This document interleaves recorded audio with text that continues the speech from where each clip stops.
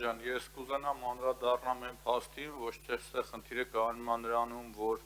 մարդը առաջ ինչ է խոսացել, հիմա ինչ է խոսացել, այլ մարդու սկզբունքային պարկեշտ կերպարին։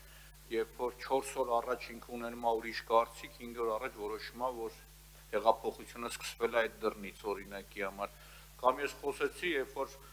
դրամապանակով հարց տվեցի, դա այդպես է, թե չէ, պատասխանը չհնչեց, իսկ դուք դրա հնարավորությունն ունեիք հարվածում աշխատողին։ Մարդ, որին օրինակ իր կոլեկտիվը չի ընդունում, նույնիսկ ասեմ ավելին, ես մտածում եմ, որ այդ Մարդ Գրիգորյան անունը թողենք, ծնվելու թիվը ջնջենք, իր պապին ավելի մեծ արժանիքներ ուներ, քան ինքը։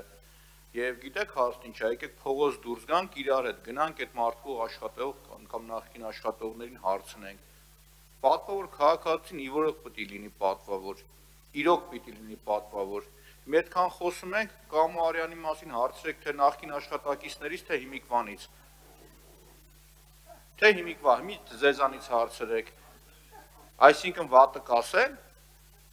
իսկ դուք էդի բնութագրում եք ուրիշ ձև, բնութագրում եք ամբողջությամբ ուրիշ կերպ։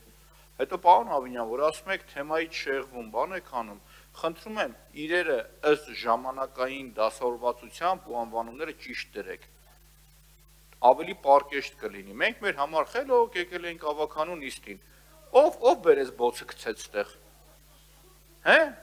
Մատ այդ հարցը դուք ձեզ տվեք կամ որ պարապեք լինում, գիտեմ որ իմ ելույթները նայում եք, ասել եք հավաքում նայում եք։